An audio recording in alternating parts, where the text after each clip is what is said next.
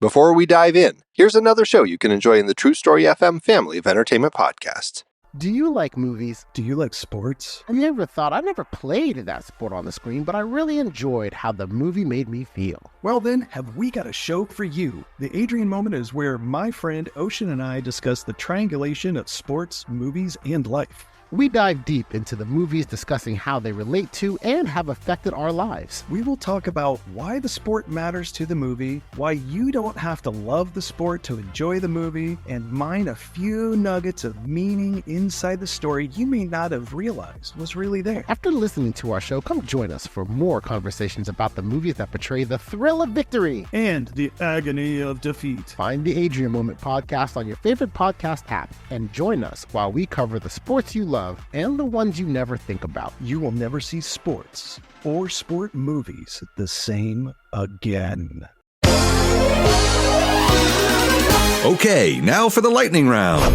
I'm so good at lightning rounds. That's from Friends. It's my favorite show. 20 seconds on the clock starts now. Who is the captain of the USS Enterprise? Oh, crap. Is it, Captain Stubing? No, Morgan? Crunch? Next question. Which superhero is Tony Stark? Stark. Did Game of Thrones have superheroes? I only watched 2 episodes. What planet were Luke and Leia born on? Planet Fitness? Oh, time's up. Sorry. And now, a word from our sponsor. Hey everybody, Mandy Kaplan here. Please check out my podcast, Make Me a Nerd, where each week an incredible guest tries to baptize this mainstream mom into the world of sci-fi, fantasy, and all things nerdy. Available wherever you podcast. That's our show, folks. Wait, I just thought of it. Padme Amidala gave birth to her twins Luke and Leia on Polis Massa. No, that's dumb. Is it Planet Hollywood? Coming up on The Devil's Details, I'd sell my soul for a 5-star review. That can be arranged. Change my mind, sorry. No. The Devil and Homer Simpson.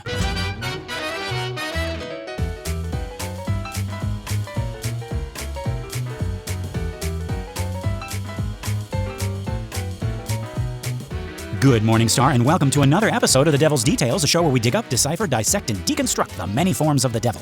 One of my names is Lester Ryan Clark. And I sometimes go by Kynan Diaz. And we're just 2 lost souls hitchhiking down the highway to hell. And it looks like we made a stop in Springfield. Springfield. It's a hell of a town. It's a hell of a... Look, it's right there in the song.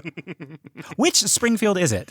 Did they ever say, or do we still not know? They have said just about every single state except for Alaska and Hawaii. Oh, okay. The freak states. Gotcha. Don't say that. That's a Simpsons quote. It's a Simpsons quote. Oh, okay.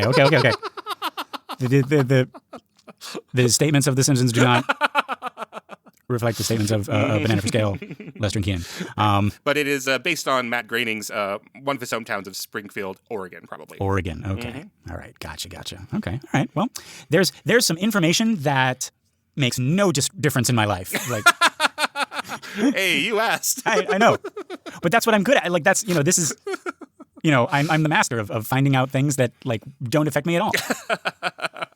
Yeah. But no, folks, I'm really, really excited. We're nearing the end of our Devil and season, and we got some cartoons coming up. We actually had a cartoon in the last. Was it the last episode? No. Well, we had Robert Johnson, and then we had before that we had Daniel Mouse. But we're going back to animation with The Simpsons, which I was not allowed to watch when I was young. Only when I got a little bit older was I actually allowed to. It didn't mean I didn't watch it. I just had to be sneaky about it. How about you, Keenan? We didn't have a Simpsons band or a South Park band, but a lot of my friends did. But I would often watch it at my friend's house. Like I don't know if they were like, "Oh, Keenan's coming over. We get to break the family rules" or something like that. But it wasn't. Were something you like, my parents... mom says like it's okay to watch my mom Simpsons? says I'm cool. Yeah. No, my parents I don't think were really aware of either of those shows as I was watching them until much later. Gotcha. And yeah, like once I guess.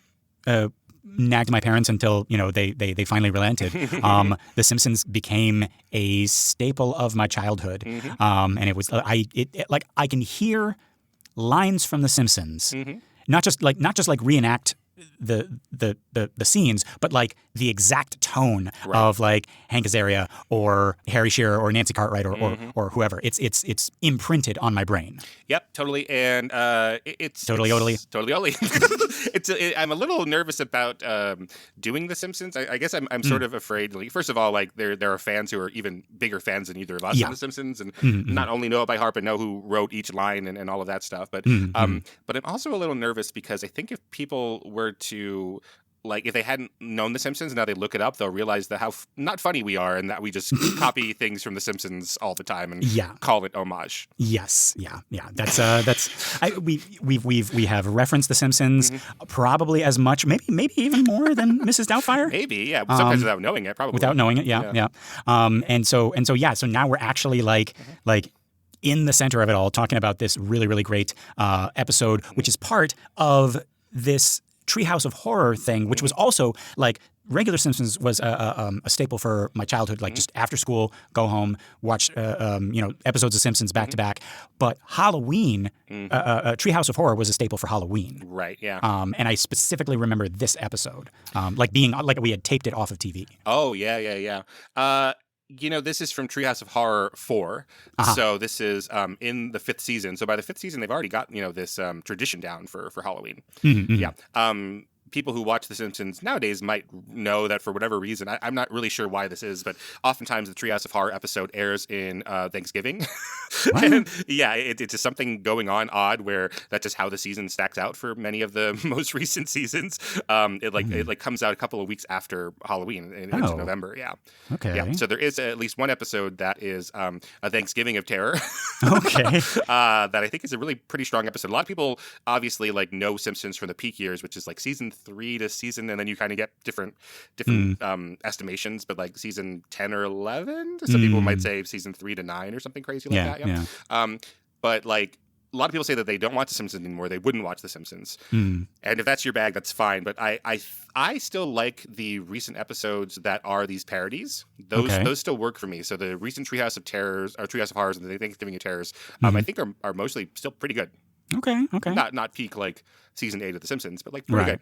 Yeah, that's the weird thing about The Simpsons is like a bad episode of The Simpsons is still better than most good episodes of other shows. Yeah, and I think a lot of people like they watch it and all they could think about it, in the old days were like a mid-tier level episode of The Simpsons, like say Springfield with the dollar sign where they have the casino or whatever. It's probably not in anybody's like top 10, but like you watch that and it's like, oh, every joke is hilarious. Yeah. But I think that you can, they still are doing these parody episodes. So there was recently a Death Note episode of Treehouse of Horror. There was a 7 episode, like 7, like David Fincher 7 with the 7 Deadly Sins. Yeah. And those are pretty good. There's in the Thanksgiving one, there's a parody of Alien where I believe it's like the cranberry sauce has become a xenomorph or something. Something like that. It's funny. Yeah, but this is one of the first ones, and each of these 3 is a parody of some sort, obviously. Yeah, so we have them broken down. If you've never seen one of these episodes, it is 3 mini episodes of The Simpsons, and each of our characters, if they're not playing themselves, they're playing versions of parody characters. So like in the 3rd session here, we have Mr. Burns playing Dracula and Bram Stoker's Dracula. Right. Well, if it isn't little boy... it's going to be so hard not to just do that.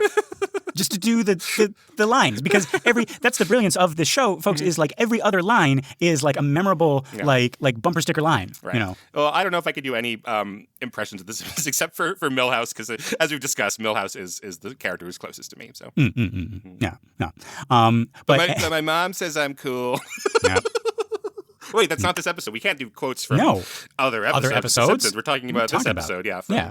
But yeah, like Kynan said, so this episode is like a Halloween special, and it's been divided into 3 mini stories, each of them like literally 5 minutes long, which we have already gone over by 100%. I want to try to make this a short episode, but you guys know us. Instead of like a script, I've just got these little bullet points. Yeah. If you are looking for a real podcast on The Simpsons, we both like the Talking Simpsons podcast. Yes. I haven't listened to their episode on this. I'm sure it's brilliant. Every episode I listen to is brilliant. But they're just a really well done podcast, and you should very well done. Listen to them. Yeah. But you're here now, so stay. and listen to us talk about it, and then listen to them. Right? Yeah, let me talk about like how we get into our segment first Yeah. a little bit. So we start with a spooky Halloween intro where we're coming in, the camera's coming into our Simpsons house, and we see like gravestones marking a balanced budget, and then the next gravestone is subtle political satire. And then we go into the house and we move in there. But one of the things that these Treehouse of Horror episodes are famous for is them changing the credits to funny, quote unquote, scary names or like ghoulish names for everybody. Yeah, Matt Groening. Yeah, sometimes it's Bat Graining. Oh, there we go. Yeah, James Hell Brooks is a good one. Yeah, and they did in this one. This is Conan O'Brien's, I believe, his last credit on The Simpsons. So it's Conan 12:30 NBC's O'Brien because he moved over to do his own show. Wow, I like that. Yeah. So Lester, Ryan Clark. Yes. What's your spooky Halloween name for yourself here? Oh, geez. Lester Dian Clark. That was my pitch for you if you didn't have one. Nice. Very good. Very good. Okay. Well, Lester now we got Dian Clark. Yeah. Now we got to. I assume you have one for yourself. No, geez. Yeah, I think maybe Kynan Diasmodius. Diasmodius. Yes, I like it. There we go. There we go. Perfect. Or Asmodeus. And it should be open parentheses or Asmodeus. Right. Close parentheses. It would have to be Asmodeus because then we get Asmodeus. No, that's a different episode. That's a fish called Selma. Yes. All Okay, right, okay. Here we go. Wait, I want to talk about also this framing device for this one, which is literally a framing device because he's like Bart's in like an art gallery and he's like walking, talking about each of the paintings. Like, well, tonight's tale is about this thing and this thing, and this is for this mini story. He stops in front of a picture of the devil. Yeah, this is a parody of Night Gallery, which was Rod Serling's follow-up to I'm getting so old, and then there are things that are so obvious in film and TV history that I don't write them down. Oh, I just had this problem in the other show where I couldn't remember the name of that Star Wars movie. But this Attack is of the Clones. Attack of the Clones. There we go. Rod Serling Yes. is most famous for that TV show with the twist at the Twilight Zone. God. That was the thing you couldn't remember? Don't get old, everybody. No, but so I have here. So this is a parody of his second show, Night Gallery, which is basically the Twilight Zone with little, it's not as twist ending-ish, right? But it's him in front of you know how he talks, right? And he's like in front of it's like here's a story about a blah, blah, blah, blah, blah, right? And then we go into the picture, and then it's a little story within the show, right? Gotcha. Yeah. Okay. So, anyways, that's not as famous. So I have a tab open for that to be sure I get the name right, and any information I have here, and not about the Twilight Zone, which I teach in class every year. You know how it goes. Yeah. All right. Yeah. Okay. So that's what that is. So Bart is being Rod Serling. That's why he has a little suit and everything. There's all these floating pictures. Yeah. And we stop in front of the devil. I'm liking this image, very like a generic devil, but very scary. Not looking like the devil that we're going to see in the story. No, I think that's really interesting. Like not like any of the characters that we see in this segment, right? So he's like traditionally red with a little black cape behind him. He has a tongue that's sort of sticking out of his chin, and then he's got horns, and there's hell behind him. And if you look closely, there's a little silhouette of a Homer-ish man with the little two sprigs of hair on the bald head. Yeah. He's in the background getting burned to hell. Yep. So then, we open with this weird sexy donut dream. Stupid sexy donut. Have you ever I've had food dreams, and I've had sexy dreams. If you don't know this about us, Lester got healthy, 20 years ago? Yeah, maybe 20 years ago. Yeah, and I didn't. So maybe you have maybe you have food dreams because you have self-discipline, and I don't have that at all. So and that's I don't need to dream about eating things. Gotcha. So that's the only place that the devil can get to me is like, hey, look at this pizza. Just kind of swaggering your way. Yeah, maybe. Yeah. But yeah, no, it's literally like it's a donut with sexy legs, walking down what is it, like a fashion show or something like that? Yeah, like a catwalk or something, but it's really upper class, and people have tuxedos at this one, and Homer has a little suit on, like a three-piece suit with a little vest, and he's reading from the program with his little glasses. Yeah. His little reading glasses. So yeah, this is, he is a sophisticated glutton. Right. Yeah. Wakes up, he wants an actual donut, and he goes to his secret stash, and you see I love this joke. It's like, dear Homer, I owe you one emergency donut, signed Homer.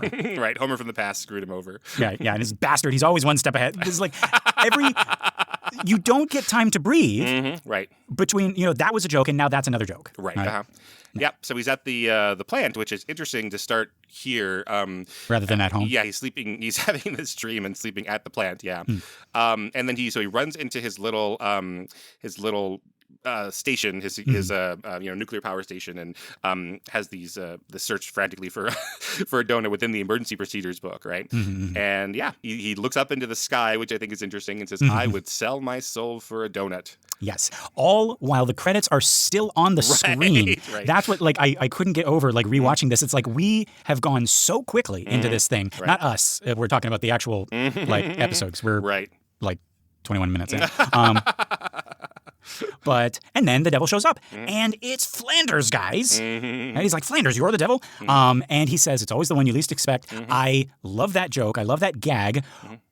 I'm trying to remember what was Flanders at this point. Yeah, you introduced me to this Simpsons idea of being Flanderized. Right. Which I had not heard of, and I don't know if I really agree with. But the idea that, in being Flanderized, Flanders has been more of a three-dimensional character, and then over the years, it's just focusing on this one aspect of his personality and then making that his whole thing, and that's what Flanderization is, right? Yeah, and I think that counts. That applies to other shows and other characters, right. And I think it happens mainly when a show is successful or a character is successful. Right. I think they're victims of and of course it would happen in The Simpsons because it's such a well-written show with such well-developed characters.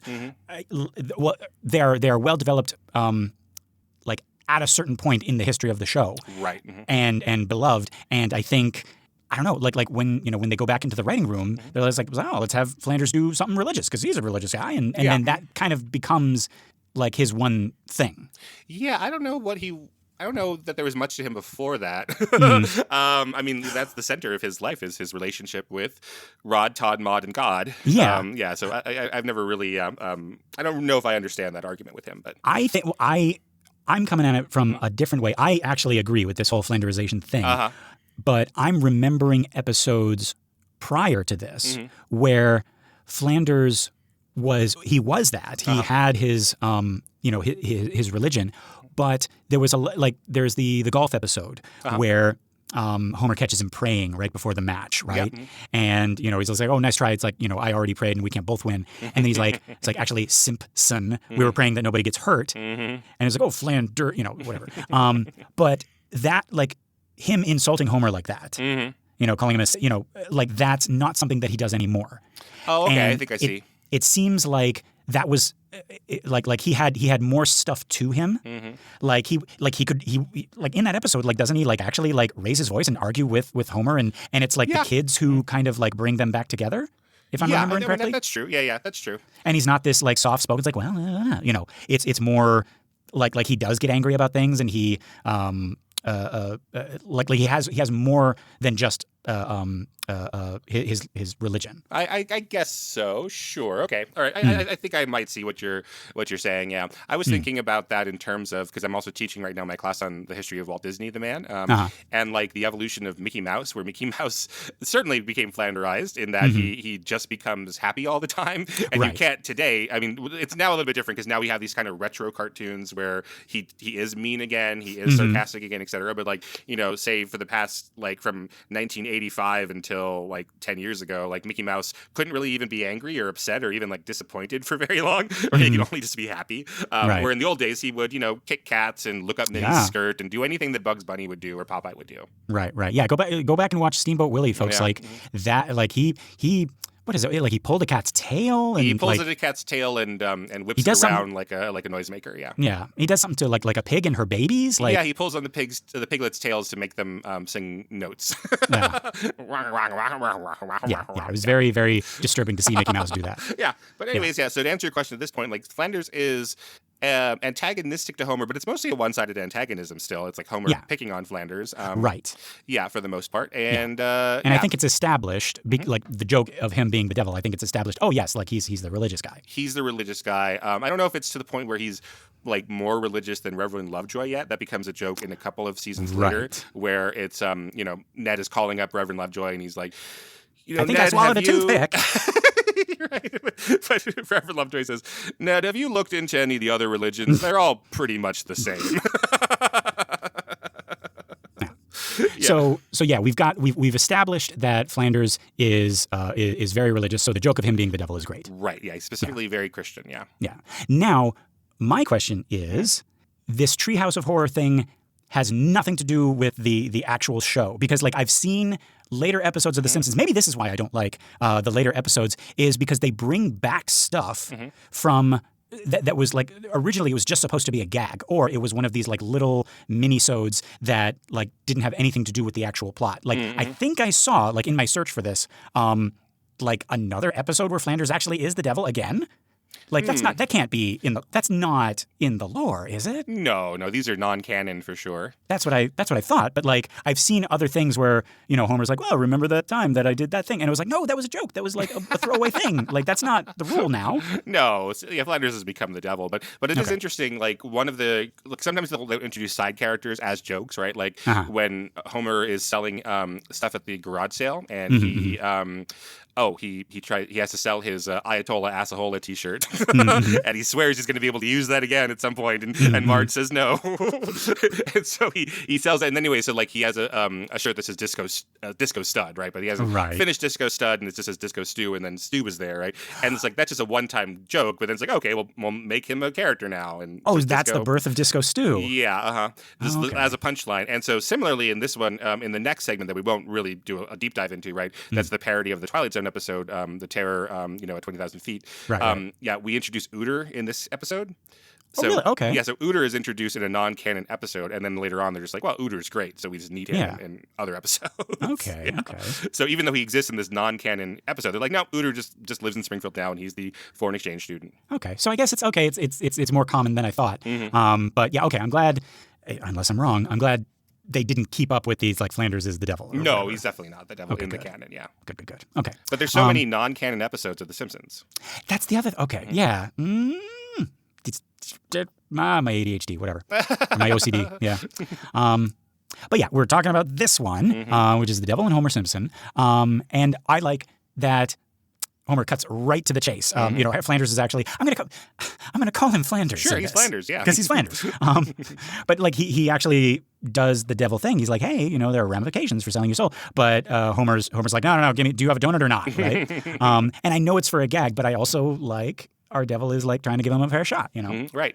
I think that's what's really great about The Simpsons is that they're able to pack these things in so quickly, right? And just work so efficiently. And it's because they spend a lot of time on these jokes and these dialogues and making sure that like every line is important. And so they have to work in this exposition while also setting up jokes constantly. Right. And while the credits are not even done being on the screen. Right. So we have, the signing of the contract thing, which in our Faust episodes and in some of the Devil and Tom Walker and the Devil and Robert Johnson and Daniel whatever, Webster Daniel Webster, like they're big moments here, right? And the Devil and Daniel Mouse has a whole thing about the contract, and this one is, Homer is just this fantastic character because he's so stupid, right? That he can just light over all that and be like, I don't care about any of that stuff, right? Right. Yeah. So we could like set up, hey, this is the obligatory scene, and then Homer or Bart will often like, let's skip over that because I'm impatient. Right. Yeah. That's like that. Like that's for smarter people than me. Right. Exactly. Which includes you at home, and you know how this goes. Yeah. And so everything standard about this, about this contracting, you get it. Everything you already think about it is true, and Homer is letting us skip past it. Yeah. I also love. I mean, I know it's for time, and and like this episode's only 5 minutes. Right. So we're going at a breakneck pace, but I also just love the instantaneousness of like it's like as soon as you sign, it's like boom, like little purple demon with the what do you call that? The plate with the cover on it, appears, and it's like Hell's Kitchen, and he's got the donut, right? It's not like come back, on the seventh day of the seventh month, 50 years, yeah, right. Yeah, and Flanders, it's really cool to make it Flanders as the devil also because we understand that he is being tricked in some way, but because it's Flanders and he's doing everything politely and everything, we get the idea that like he he's being nice in this, right? He's like, here we go. I have the contract. He's like, here's the pen. Be careful. The pen's hot. Like a waiter would say, like, the plate's hot. Yeah. Right? Exactly. Be careful about that. So it's just again, like playing on our ideas of the devil, and he still retains his devilness and his Flandersness, and sort of mapping those things on top of each other. Yeah. I mean, I didn't even see any duplicity in this version. Like if we're okay, 'cause even though it's not canon, I want to kind of like think about this devil and his relationship. Like, he's posing as Flanders, the next door neighbor to Homer. And I think he knows, he's like, it's a matter of time. Any day now, he's going to sell his soul because he doesn't value his soul. And, I'm just going to let it happen. Right. I'm just going to wait for him to say the words. Right. Yeah. So we get a wide shot right after, as Homer's signing, right? And we get to see more of Flanders. So he's wearing this red, would you call this a cloak? It doesn't have a full collar. Yeah. I always thought a cloak was like it was an open cape with like sleeves. It was like basically like a cape with sleeves. Okay. Yeah. So he's red, but he's bare chested, which I think is funny here. So like it has the animation lines for the biceps that are just the two little Aladdin you mean like the pectorals? The pectorals. I'm sorry. Yeah. Yes. But here they're wavy to suggest that he's fuzzy. He's got like a hairy chest, like a goat. Like a goat.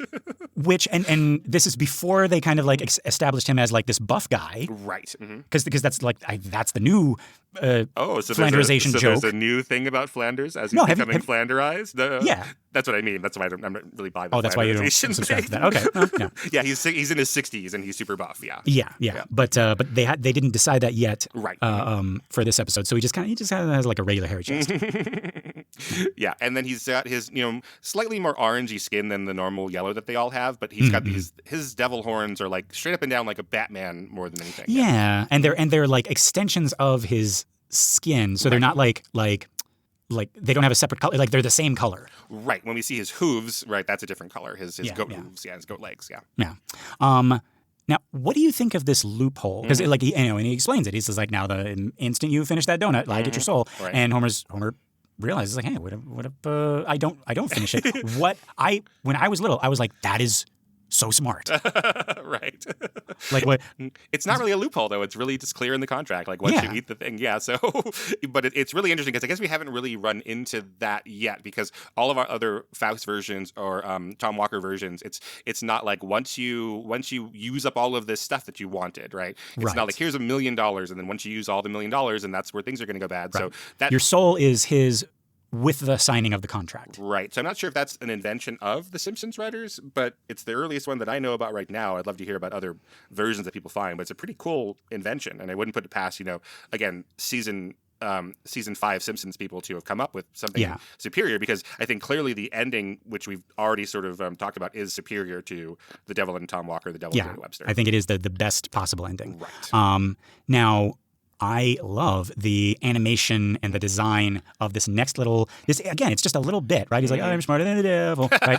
and then Flanders kind of like bursts into this like big, kind of like obviously Chernobog-y inspired, thing, right? I love, and I don't know why. He was like, you are not smarter than me. I'll see you in hell yet, Homer Simpson. And it's like, okay, so that's what it really looks like. And I love how he like tucks his arms in as he descends. I don't know why, but I always noticed that when I was little, and when I would like dip into the pool, I would do that. I don't know why. Like it's not doing anything. It doesn't have a function, but he kind of like it makes his muscles like all pop, and he's touching his elbows together. Yeah, it's something that Chernobog kind of does in the Nightingale Mountain in Fantasia. Oh, okay. But he then goes on further and then covers his face and becomes his bat wings over himself, right? Right. So it's something Chernobygian, and that the Simpsons people, the writers of the Simpsons, and then the animators of it, like they love classic Disney and they love all the classic like really strong animation. They don't get to always do a lot of it, right? Because that's not the economics of doing a weekly, primetime TV show. Even though that's a lot of money,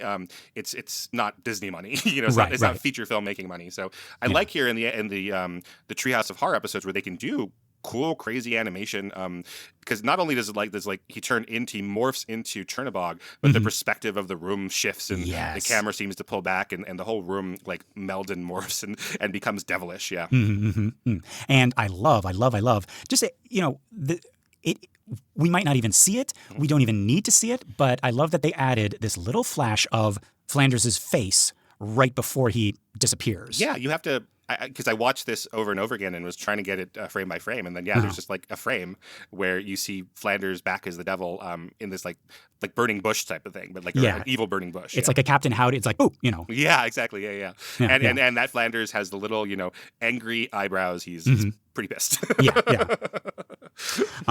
Now, okay. Kynan, if you had a similar contract and you figured out this loophole, right? If I don't finish this donut, right? Let's say it was the donut, right? Right. What would you do? How would you keep that donut safe? Well, I wouldn't fuck it if that's what you're asking me. No. I don't know. Like I would be. I think myself personally, I'm not. I don't think I would pass the test. I think I would fuck it up some way. Because I'm like, okay, if I destroy the donut, does that count as finishing it, right? If I discard it, if I throw it in the trash, does that mean I finished it? Like, I think I would mess it up by overthinking it in some way. I have thought of this thing. I think probably every Halloween when I rewatch this episode, because I was like, if you throw it away, right, it's going to decompose. It's going to go into the air, and eventually you're just going to breathe it in at one point, right? Like, no, this was like like 9-year-old Lester's like logic. It's like, no, I have to preserve it. I have to keep it with me, right, and make sure that doesn't happen. Because if it gets out of my sight, then it's going to come back and get me at some point. It's going to become particles, and then it's going to get mixed in with some other donut that I'm eating, some inconsequential donut. Right. Yeah. There's this thought experiment online about something like there's a snail who's 3 miles away from you, and it's constantly coming at you. And if it touches you, you die. Do you think you could survive that? It's a little bit similar. Like, I guess you would kind of forget about the snail at some point, right? Because you just get used to the snail not being around, and I'll just outrun it later, and then eventually the snail's going to get you. Yeah. That's that. Oh God, that's a weird like. You're always going to be on guard, right? Or you're not, and the snail's going to touch you. Well, yeah, man. So they have decided at the Simpson house to put it on a plate of its own and to put it in the fridge. Yes. With the strongly worded sign. Don't eat. Several signs. Stop, don't eat. Daddy's soul donut. Don't touch even. Yeah. Yeah. They're just like, I just love that the joke works constantly. It's never like, oh, of course Homer's going to mess it up because like they have faith in Homer, and they have these notes that are there, I guess for Maggie or for other baby, yeah. Because it says Daddy soul donut, so it's obviously like for the kids, right? It's like Homer wouldn't do this. Homer wouldn't eat the donut, right? He knows how important it is. Yeah, but of course, like that's the beauty of it. He's the only one who would do this, right? It's forbidden donut. I thought this was the episode where he says sacrilegious. No, sacrilegious is when he eats God. Which is what he thinks the waffle that Bart threw onto the ceiling is. Okay. He goes and prays up to God, and he says, "Oh Lord, if you help me with this, whatever." And then Marge comes over and says, "That's not God. That's a waffle Bart threw up there." And she knocks it down with a broom, and he lands in it. And he says, "I know I shouldn't eat thee, oh Lord." And then he eats it. It's sacrilegious. Sacrilegious. But yeah, so he finishes it, and he's going to hell. Flanders shows up. Is it finishing something? He and appears in this twirl of fire that is like the Murnau Faust, I think. Yeah. Yes. And suddenly like this vortex opens up, and he's Homer's getting sucked in, and it's like, homie, did you finish that donut? No. No. Yeah, I like that moment. Yeah. The whole perspective changes. The world starts to become spherical. Like we're looking at this through a really wide lens or something, and all the walls are melting.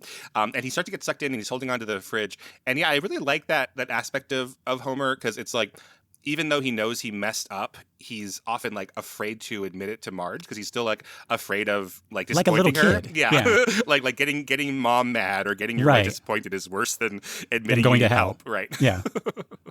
Yeah.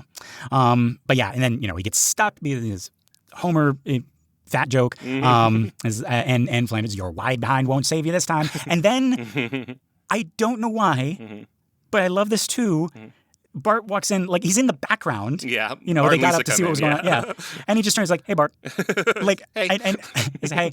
Now, okay, is that because he's his neighbor? Like Mr. Flanders is his neighbor? Or is it the joke that Bart is such a little shit that him and the devil are on a first name basis? Yeah, I think it's him and the devil being on a first name basis. Okay. Like, Lisa's surprised by all of it too. Like Lisa is covering her mouth. Like, oh gosh, like Mr. Flanders is the devil, and he's got he's sending our father to hell, and Bart's just like, oh yeah, hey, that's just what I expect, right? I know all that. Gotcha. Okay. That's what I thought. I know we're not supposed to talk about other episodes, but if in my top 10, and I'm sure a lot of people's top 10, is the episode where Bart sells his soul. It's called Bart Sells His Soul, and that is an amazing episode. It's Milhouse heavy, which is nice, but where Bart doesn't believe in the soul, and so that one exists, in the real world. There's no proof of religion existing or like God existing or any of that stuff, but it's a really, really sweet episode as well, being very, very funny. Yeah. And it doesn't clash with these kind of like little kind of Halloween specials or anything. I don't think so. Yeah, because that's canon. Is that Bart learns a lesson about what it is to have a soul in that episode. Yeah. But yeah, in this one, Lisa steps up. She's like, "Wait, doesn't my father have a right to a fair trial?" And Flanders is like, "Oh, you Americans with your due process and fair trials." Well, hey, devil, don't you worry, because it is 2025. And yeah. Now, Lester, where in the Constitution does it say that nor shall any state deprive any person of life, liberty, or property without due process of law? Where? I ask you, where does it say those exact words? Nor deny to any person within his jurisdiction the equal protection of the laws. I'm sorry, nor deny any citizen, did you say? No, any person. That's probably an oversight. Yeah, probably. I couldn't help. Oh my God, hold on, I'm sorry. Yeah. Let me. We broke Kynan. But I was thinking about that too as I was watching this episode this week. Yeah. I don't know why. You can't not think about it.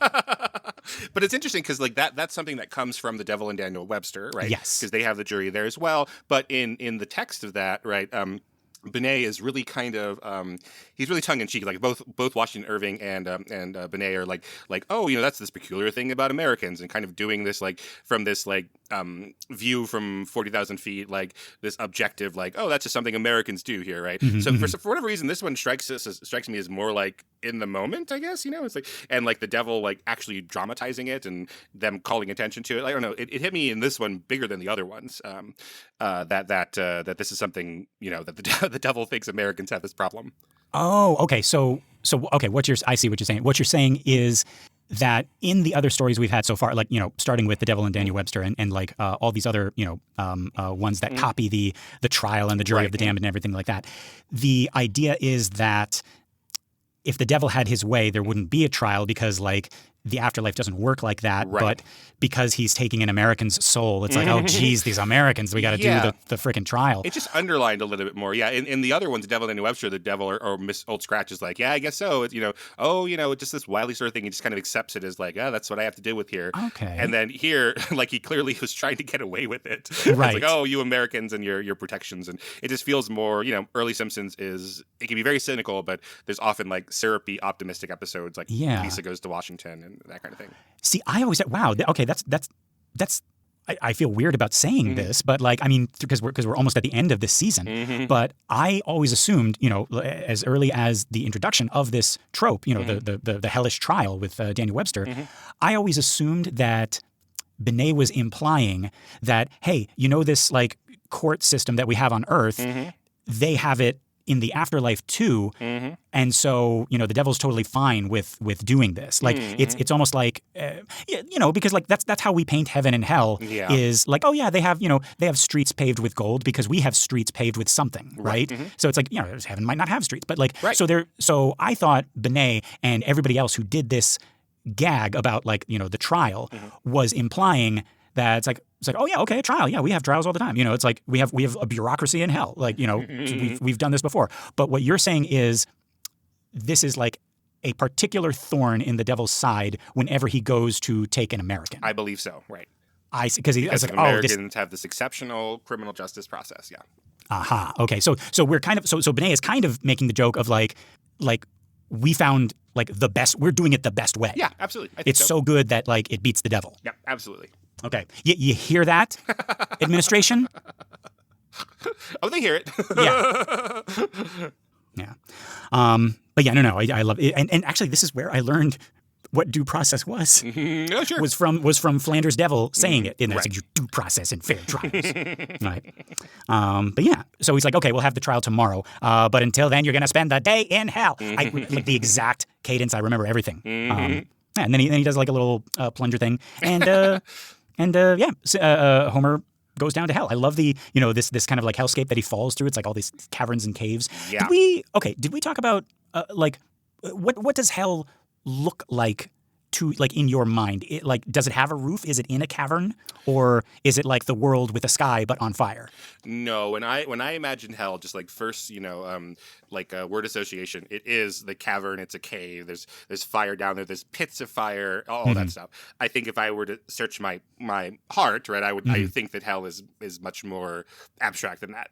Yeah. It doesn't necessarily have a form to it. But yeah, when I think of heaven, I think of the you walk on clouds and there's the gates and all that stuff. When we think of hell, it's red caverns and things are on fire that shouldn't be on fire. And it's underground, so there's no like, you don't see the sun, the moon, the stars, anything like that. Yeah, absolutely.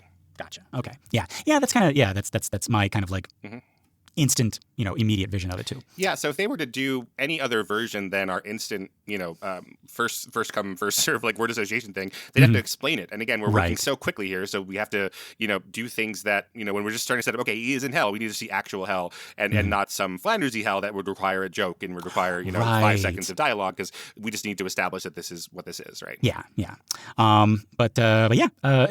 He gets, as soon as he falls down there, he gets chopped up, and we find out that's where hot dog meat comes from, folks. As much as I remember The Simpsons, like, I think pretty well, that was a joke that I don't remember, and that made me laugh out loud all 3 times I watched this episode this week. So yeah, he gets cut up by this really happy-looking green demon, and we start to see some workers here, and there's this assembly line, and that he throws away Homer's beard and shoes and nose specifically, and that's the hot dog meat. The other parts are regular meat. Yeah. And then we get it's great being in hell for transition wipes, because you just got the fire right there. right? And then now, we're in front of this door and it says Hell Labs Ironic Punishment Division. Great. Right? So that's a contrapasso as ironic punishment. Yes. Perfect. Hell Labs, to explain that to youngins, this is a pun on Bell Labs. I didn't know that. What? Oh, okay. Bell Labs. Yeah, Bell Labs was that would have been a famous company. So that is I think it's now Nokia. Let me double check this here. Yeah. So it used to be the AT&T Labs. So this is basically what Edison's labs became. So it used to be like Ma Bell, like the phone company. So like the phone company was Bell Telephone across the entire country. Huh. And so that was Ma Bell, and they call it Ma Bell because then they broke it up into Baby Bells, and they had things all over the place. But so Bell Labs was like the R&D center of like corporate America. Huh. Okay. Yeah. So then it becomes AT&T Labs, and now it's Nokia Labs. Okay. Well, see, folks, I learned something on this. Yeah. Bell Labs, Hell Labs. Hell Labs, get it? Great. Yeah. They sound alike. Yeah, because they rhyme. So then, he's in a room, and we got, the perfect contrapasso. It's like, so you like donuts? We'll have all the donuts in the world, right? And he's on this little, he's strapped to the chair, and this little feeding machine is just feeding him donuts. And you see in the background, it's just like this endless cavern, but it's completely filled with donuts. Yeah. I love how much time they're taking with these little demons. Again, we're only seeing them very briefly, but like the one that gives him on the platter is purple and looks a little bit more spindly, and his legs are really skinny. It looks a little bit like Schmeck, a character that we're going to cover later on.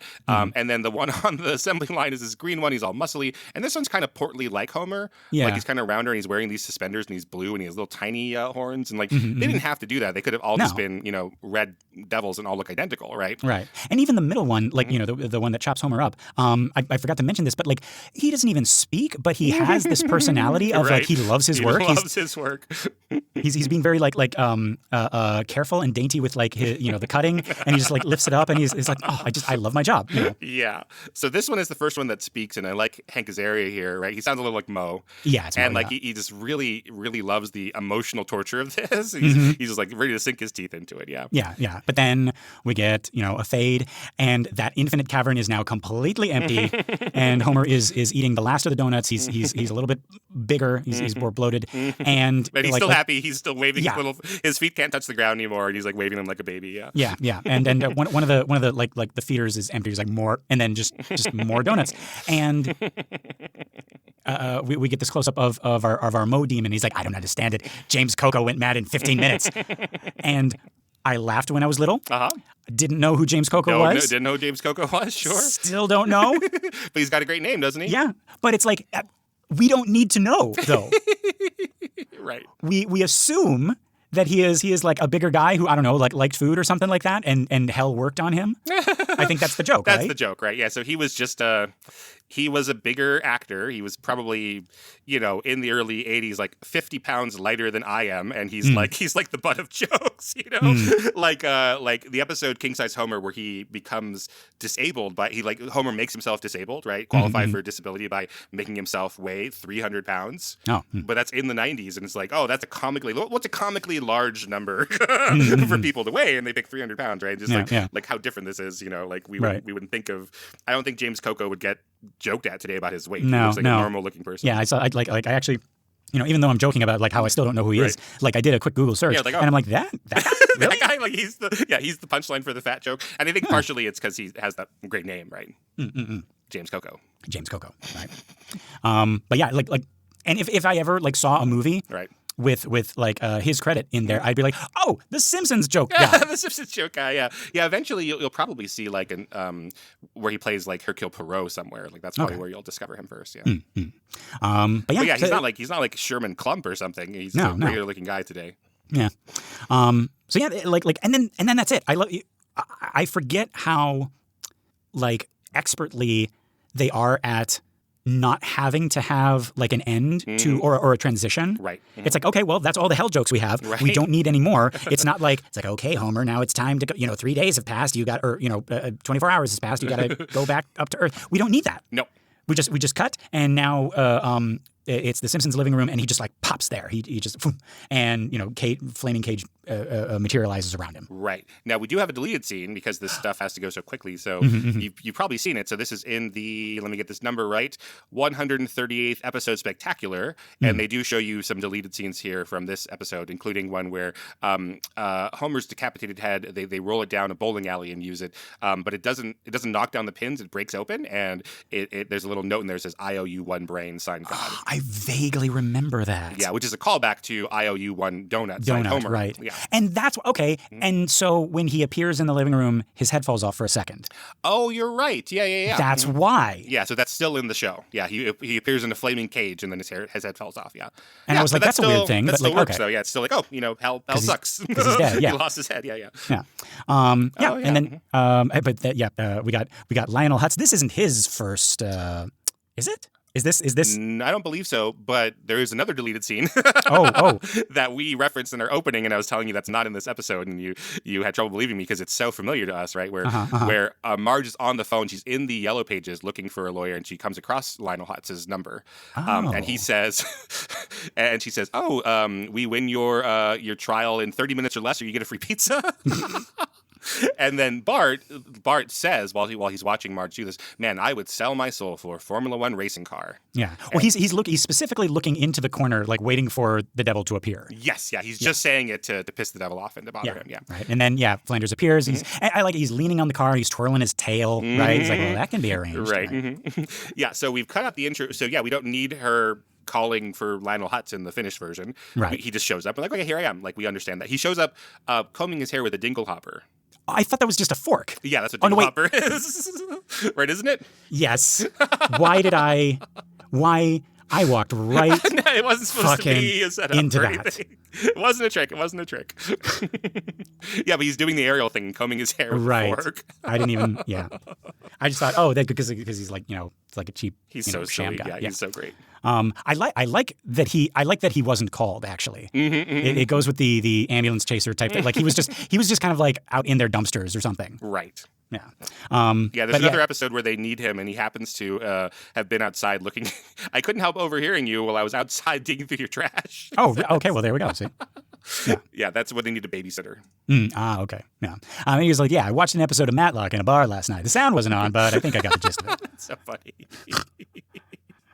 And then he pockets that was probably their fork. Yeah, still got it. Yeah. Now, devil appears, and we get the Grim Reaper, I'm assuming, as the judge. What do we think of that? Yeah, that's different. That's not something we've had before, really, right? I've, again, learned about the Grim Reaper from Castlevania, and I kind of like assumed it's like, okay, he's not good, he's not bad, he's kind of in the middle. So this was like more canon for me, and I just like as a little kid I was like, okay, yeah, that makes sense. Oh, that really makes sense. Yeah, I guess I don't know that of the Grim Reaper. I guess what I was thinking was he's like the boatman in Styx, right? Like Sure, yeah. Yeah, he's just there. He's just doing his job. He doesn't pass judgment on you. So I came to the same conclusion without ever having made it very far in Castlevania because that was too hard for me when I was playing it. But like there's nothing about like the Grim Reaper lore that he's like a judge or anything. No. But it's weird that like both of us just saw this and we're like, no, that makes sense. Right, you know? sure, yeah. That's really interesting. Yeah, that's a good choice. Yeah, so yeah, we could have done a bazillion things. It could have been one of the little demons. It could have been the Mo demon, right? It could have been some other could have been a celebrity dead guest. judge like Nathaniel or like Judge Hawthorne or whatever. Right, You know? yeah. Yeah. Yeah, But we no. don't do that here, just the Grim Reaper. Works, yeah. But We also don't have to then, like in both Tom or in the Devil and Webster and some of its versions of it, right? We have to like try to get on the judge's good side. We don't try to do that here. Right? Even in Daniel Mouse, we're trying to like, hey judge, like I know this whole thing is rigged, but I'll try to make some motions to you, and that's not a play here. Yeah, that's not the judge is barely a character. He's kind of just like set dressing, like, right? Yeah, but I like the Court of Infernal Affairs. Affairs. Yeah, perfect. We got Lionel Hutz, and then we get the. This is always a part of it. Like the devil chooses the jury, right? The jury will be chosen by me. Yeah, but this is so funny because Lionel Hutz says, like, we got to get some ground rules with this crazy trial, right? So we get a bathroom break every half an hour, which is insane, obviously. I think that's like a drug joke, right? Like he's like this coked up 80s lawyer guy. Oh, okay. See, I thought it was just like a inconsequential right. It's a little tiny thing, and so we get a bathroom break every half hour, and Flounder says agreed, and I get to pick the jury, and Scott says agreed. And he goes, no, wait. Yeah. So that's so funny. Anyway, because he's like, it's like, yeah, I can show him that I'm a confident grown up lawyer too. And I got the big thing, which was the bathroom break. That's the only thing I care about it. And then we get our jury of the damned. And I think because of time, they had to be like a little bit more. We shouldn't have to explain each of these people. Right. Yeah. These are evil people. Right. Yeah. They should be like already well known by the audience. So we just say their names. Right. So we got Benedict Arnold, who was in the Daniel Webster. He was mentioned in the Daniel Webster. He was mentioned as unavailable, that he had something else going on. And then in the movie, All That Money Can Buy, he's there. He's there, right? Of course he should be. Like, what are you talking about? Yeah, put him in there. Yeah. Then we got Lizzie Borden. Great. Get some diversity in here. Yeah, right. If you don't know, killed her father with an axe. When she saw what she had done. She gave her mother 41. That's right. That's close enough, I think. It was something like that. Yeah.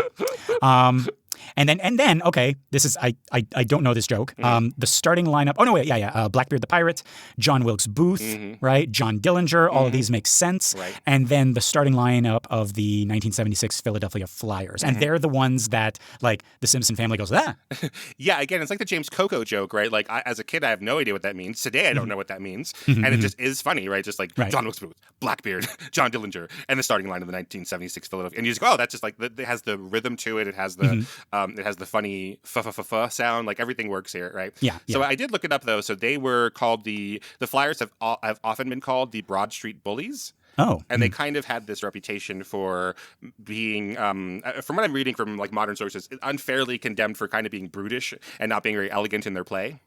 Okay, just like being like because hockey's kind of already famous for just like all the violence and stuff. Right. Yeah. And there was a really famous. I say really famous, but I only found out about today doing research. But an exhibition game between the Flyers and the Red Army, so like the Soviet Army.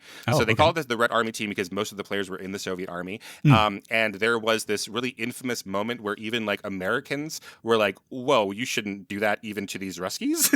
Wow. Okay.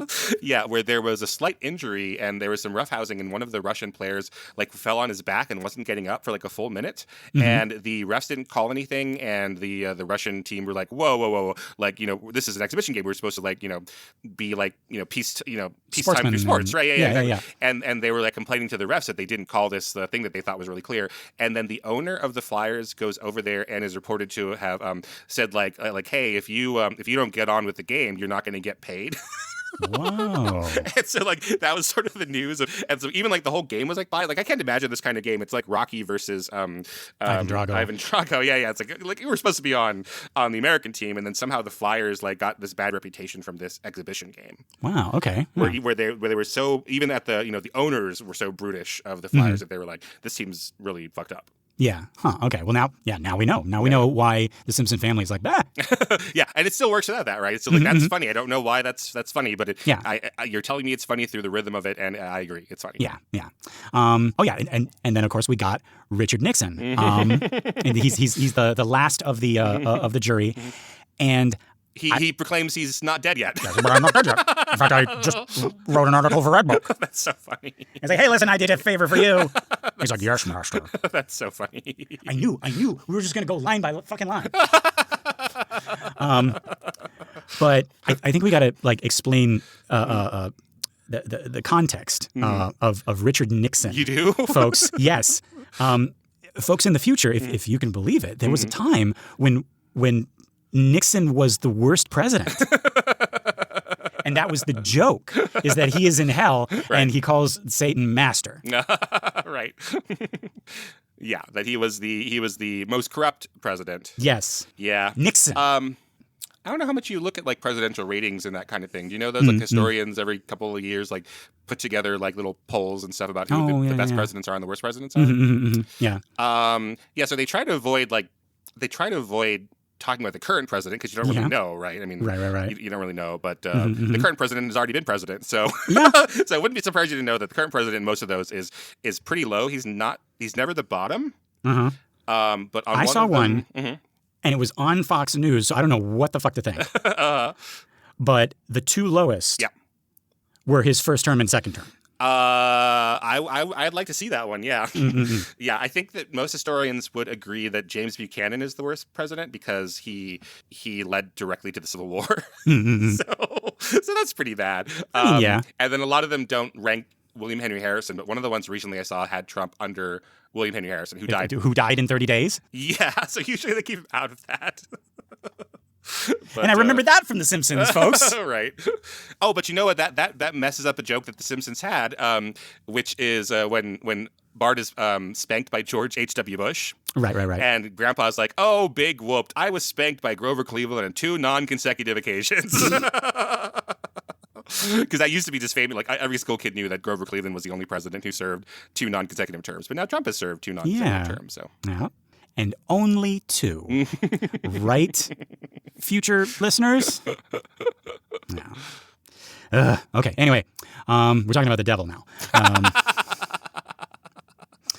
But I love the Nixon joke. The Nixon joke is so funny. It's very, very funny, right?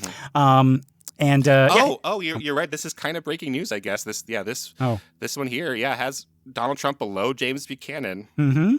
Huh. Well, is it the bottom? Yeah, he's at 45 and out of 45 under James Buchanan. I don't know what to think about that, Lester. I do. I don't know why there's a fucking question. Because he led to the Civil War. I need to think about this, folks. We're recording now. This is Sunday, June 22nd. Just Google what happened the day before this.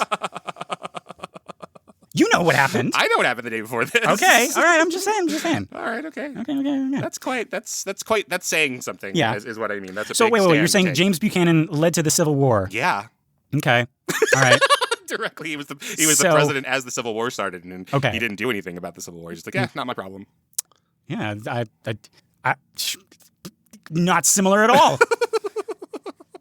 Folks, I don't know if you're listening in the future and the Civil War has broken out. But I imagine the next one's going to be pretty short. Jeez. You want me to sugarcoat it? No, I don't know. All right. Well, that's quite saying something. That's a big selection. Yeah. But clearly, Nixon is the worst president at the time that people at home would know who that was. Right. Yes. Yeah. And but in this listing that had Trump at 45th, Nixon is at 35. Okay.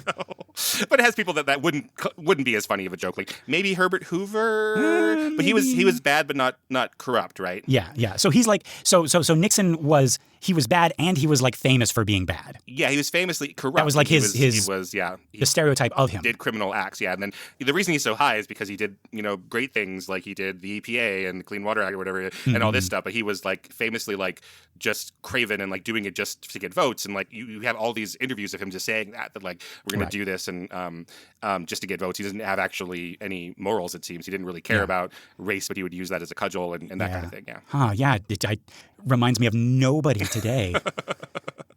Lack of morals and using race. Well, I mean, since you're talking about this so much, I do think that Donald Trump is a racist in a way that that Richard Nixon was not a racist. Is what I mean. Like Nixon, I don't think really he's was a racist in the way that Hitler was a racist. Just put it out I don't know there. if this is going to be usable at all, but like Nixon didn't like black people and Latino people, but he only he was more interested. Like he's on the record being like, if we piss off the right, Southerners, et cetera, like about race, we'll get their votes. And I think I think that Trump believes those things more than Nixon does. Like he actually doesn't like them, Yeah. No, I think. I mean, we're seeing now, with the ICE raids and everything like that. I mean, I don't know, Kynan. Like, you can't slice it any other way. Like, it is like targeting people, scooping them up, and like with the just like the bald-faced, pure intent to hurt. Yeah. Like these specific people I want to be cruel to. Anyway, okay. Nixon bad. Nixon bad in this time period equals funny joke. Right. That's why I joke funny. Yeah. Right. James Buchanan's not going to get a laugh. No. Warren Harding's not going to get a laugh. Yeah. And Nixon has like a great voice, to imitate. So it's perfect. Yeah. Let's get back to hell and the devil. Yeah. So then we got like just these, this kind of like, what do you call it? Like it's this transitional thing. It's not even like moving anything along, but it's like just these visual gags as Marge is getting seats out for all of them because of course they need seats, right? And they're out of seats. So and Flanders is there with his little hoof and he's kind of like bobbing it like impatiently, right? And I think this is when you notice like, oh, he has hooves. This is funny, right? Yeah. He's giving everybody Marge is giving everybody chairs. They're not like all folding chairs. And the last chair, it's like, I'm sorry, Mr. Blackbeard, this is the only chair we have, and it's a high chair, right? And Blackbeard gets in, yar, this chair be high, says I. And then it gets right to it. Flanders gives his opening argument. And it's very, very like simple. It's like, I simply asked for what is mine. I gave him a donut. It was in the contract, and it was scrumdiddlyumptious as it, right? So he throws in a little bit of Flanders there at the end, right? It's soul for donut, easy. Yeah. He ate the donut, I get the soul. Yeah. And everyone's like, and then Lionel Hutzie stands up and he does the like, what he imagines like a lawyer will do. Is like, that was a right pretty speech, sir. Exactly. Right? But what is a contract? Webster's defines it as an agreement under the law, which is unbreakable, and he's like tapping his fingers, and I don't know why this is funny, but it's so funny. Like because he's digging his own grave. Yeah, and then the reaction shot of the jury, and it's like, John Wilkes Booth and John Dillinger, they're looking at him, and they're like, you're doing the opposite of making your case, man. Yeah. And it's like, excuse me, and then he runs to, excuse me, I must use the bathroom, and he runs to use the bathroom. It's like, yeah. And of course, right, we open the door, and the window's open. He's escaped. He's out, right? And Homer is about to be sentenced, right? In the Reaper's pointing his little skeletal finger is like, I have no choice but to send you to an eternity. And we get what I think, and I'm pretty sure you agree, Kynan, is the best possible ending to this Trial of the Damned story. Absolutely. Yeah, you want to walk us through this? So Marge comes in and says, "Wait, before you send him to hell, like almost like thinking about the sentencing or something, right?" Right, before you go bowling, Right. Before we have that, I need to see something, and this is a photo of our wedding, and they show the album, and then it's still full of jokes, right? Because the Simpsons writers know how to cram all these in there. So there's a He ate picture, the whole wedding cake before the wedding. He ate the whole wedding cake before the wedding, and the jury laughs at him. And we get also like one of these flashback photos, and so Dr. Hibbert's there, and he's got an afro, and things like that. Yeah, because like you got married in an emergency room, or you got married in an emergency room. Yeah, as Nixon says. Yeah, and says no, but you have to look at the back of the photo. They're all laughing, right? You have to look at the back of the photo, read the back, and so we get we kind of spread some of the exposition around to who's saying it's. Now Blackbeard gets it. It says "R to some kind of treasure map," but he can't read. So Benedict Arnold says "You idiot," and he has this British accent, of course. Yeah. You can't read. Aye, 'tis true. He says it's like my debauchery was my way of compensating. That's right. So Benedict Arnold says, because he has this great diction, "Dear Marge, you have given me your hand in marriage. All I can give you in return is my soul, which I pledge to you forever." And they all murmur. Yeah, and I love because like the way who is this? Which one is this? That's Benedict Arnold saying. No, I know, but like who's is it? Hank Azaria? Is it? I don't know. That's probably Dan Castellaneta. Because he's using a voice that he's used for other. Like the Benedict Arnold voice is familiar. I've heard him. Right. I've heard that voice before. Right. In other characters, but yeah, there are other Simpsons fans who know exactly that. Sorry, I don't know. Yeah. No, it is Dan Castellaneta. Yay. There we go. Yeah, but he's reading it. And you can hear the part where he realizes what this is all about, right? He's just like, "You've given me your hand in marriage. All I can give you in return is my soul." And he sticks on soul, like, "Oh, I get it. That's why she wanted us to read the back." Right. Yeah, they murmur. They know that there's nothing they can do. That Marge has clearly won. And I love that they don't. Again, it's a neutral jury. They're not like, no, it's like we've been bamboozled. They're just like, oh, okay, well we got to respect that. And they don't like get won over through the power of music like in Daniel Mouse, where some of the jury is scared away, and then Weeds Wazell, who's our judge, is like, oh, I'm on your side. No, none of that. They're just like, well, we've heard this case, and we're not emotionally attached to this either way. Like, but we hear it. And Lizzie Borden stands up, and she's the jury foreman, I guess, and she says, "We've heard enough, Your Honor. We find that Homer Simpson's soul is legally the property of Marge Simpson and not the devil." And then our Flanders Devil is like, no. Right. And yeah, just like that. It's like they all disappear. Yeah, the judge hits the gavel and they're just gone. Right. Yeah. And I like because that means, they're not invested, which implies this is like a real thing. Like the bond of love was like, well, yeah, we can't touch that. We can't, like, there's it's out of our hands. Right. Yeah. And yeah, I think this is the best ending for this, for this trial story. And I love it because it's mushy, and I love it because it actually works, right? It holds up in a court of law, right? You can't sell something that you have already given to someone else. It's perfect. So it has the mushiness of Devil and Daniel Mouse, but it also has like, no, this is an actual. Because you can't pick up a guitar, Daniel, and just change the law. Yeah, maybe for woodland creatures, but Daniel Hillard would not be able to do that. Your Honor, my kids are like air to me. No, it doesn't work. Right. Yeah. But no, this is perfect. Yeah, it is perfect. It makes it so that you don't have to. The contract that the devil made is still fair. Right, like you're not like, oh, I just got out of it on technicality, or like the basis of Faust and Dr. Faustus is like, if there is anything to be done for Faust, it's because he doesn't play by the devil's rules. He appeals directly to God, right? Or God doesn't play by the devil's rules. He's like, redeemed, whatever. Exactly. Yeah. Dr. Faustus maybe doesn't want to reach out to God until it's too late, so he goes to hell. Faust, does get God's favor, and everything is up to that. And the devil didn't matter what the devil was going to do.